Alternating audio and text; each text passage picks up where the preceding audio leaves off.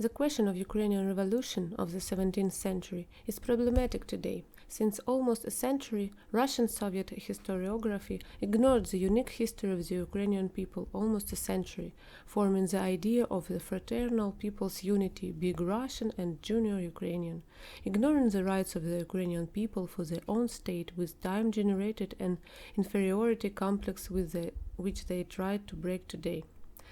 Analyzing the previous history, one may notice that the Ukrainian nation was formed in difficult conditions.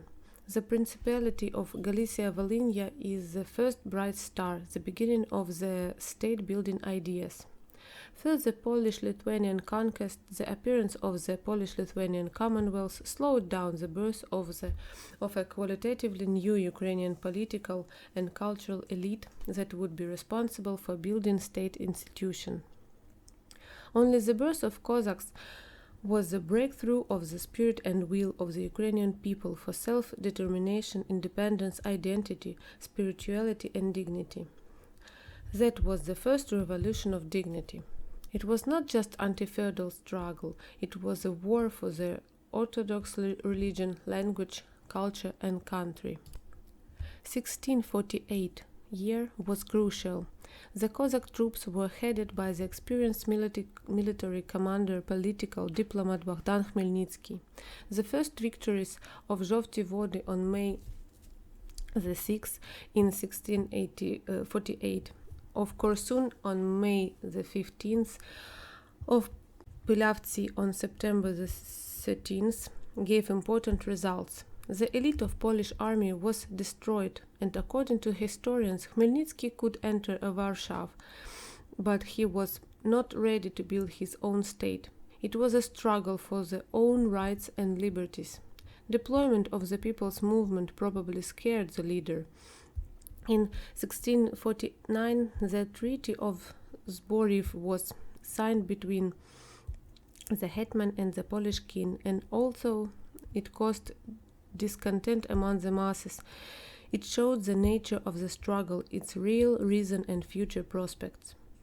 The allies were the main problem of Bogdan Khmelnytsky. The first ally was the Crimean Khan, but his unreliability in the battle of Zbaraj and Berestechko in 1649 and 1651, and the treachery of Crimean troops was costly for Cossacks' army.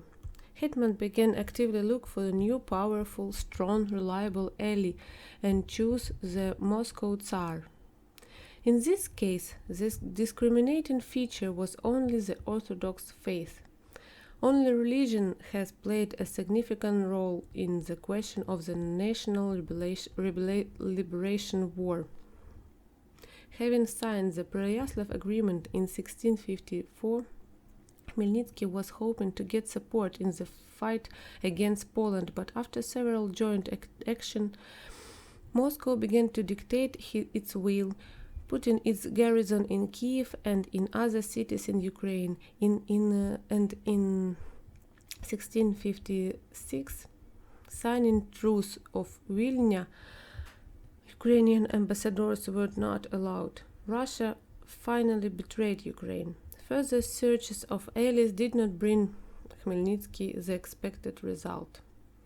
Successors of Bogdan Khmelnytsky, Ivan Vyhovsky, Petro Doroshenko, and Ivan Mazepa, having focused on different states, could not resist the aggressive plans of the Moscow state.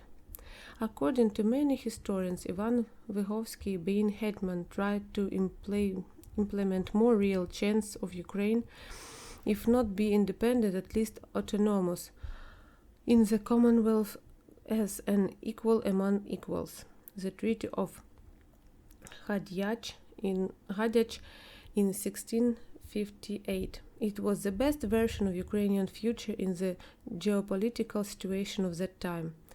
In 1658, Ivan Vyhovsky defeated the Moscow state under Konotop, had all the chances to implement pro-Polish idea, however, faced with internal opposition, which strongly supported in Moscow. The collapse of plans led to the abdication of Hetman Zmeis.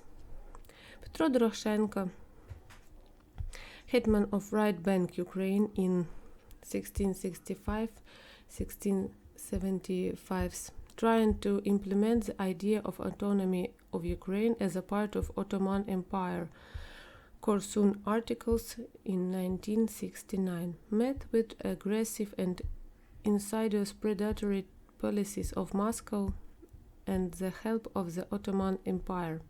Having lost the support of the population, he was forced to renounce the Hetman Zmeis.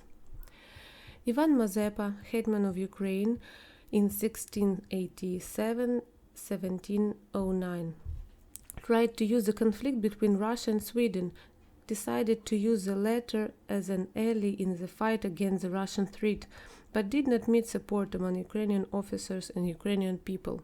In defeat of the plans, there were many reasons, but the most important was a religious factor. It became an obstacle for Ivan Vyhovitsky, Petro Doroshenko, and Ivan Mazepa.